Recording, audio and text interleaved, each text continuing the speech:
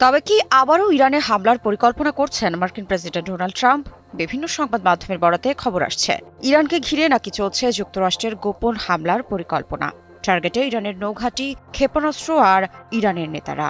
সাম্প্রতিক যুদ্ধে আমেরিকার অস্ত্রের মজুদ অর্ধেকে নামলেও ইরানকে ধ্বংস করার নেশা যেন জেঁকে বসে আছে ট্রাম্পের মাথায়। যদিও ইরানের উপর আঘাত এলে ইরান যে ছেড়ে কথা বলবে না, এ বিষয়ে আগেই সতর্ক করে রেখেছে দেশটি।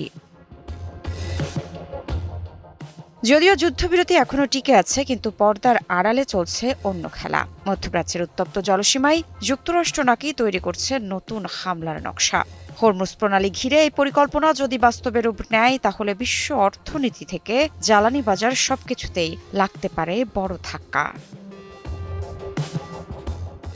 এই পরিকল্পনায় শুধু স্থাপনা নয়, টার্গেটে থাকতে পারে দ্রুতগামী নৌকা, মাইনপাতা জাহাজ, এমনকি নির্দিষ্ট সামরিক নেতারাও। অর্থাৎ এটি কোনো সাধারণ সামরিক অভিযান নয়, বরং একেবারে ডাইনামিক বা চলমান যুদ্ধ কৌশল, যেখানে সিদ্ধান্ত বদলাবে মুহূর্তে মুহূর্তে।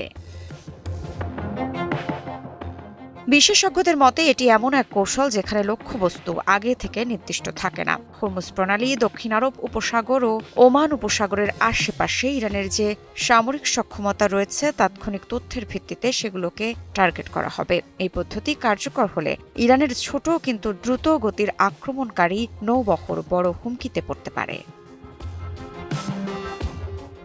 বিশ্বের অন্যতম গুরুত্বপূর্ণ জ্বালানি রুট এই প্রণালী। ইরান কার্যত এটিকে নিয়ন্ত্রণে এনে আন্তর্জাতিক বাজারে চাপ তৈরি করেছে। এর ফলে তেলের দাম বেড়েছে, সরবরাহে অনিশ্চয়তা তৈরি হয়েছে, যা বৈশ্বিক অর্থনীতিকে নাড়িয়ে দিয়েছে। আগের এক মাসের বোমাবর্ষণে যুক্তরাষ্ট্র মূলত দূরের লক্ষ্যবস্তুতে আঘাত করেছিল। এতে তারা ইরানের ভেতরে হামলার সুযোগ পেয়েছিল। কিন্তু নতুন পরিকল্পনায় ফোকাস বদলেছে।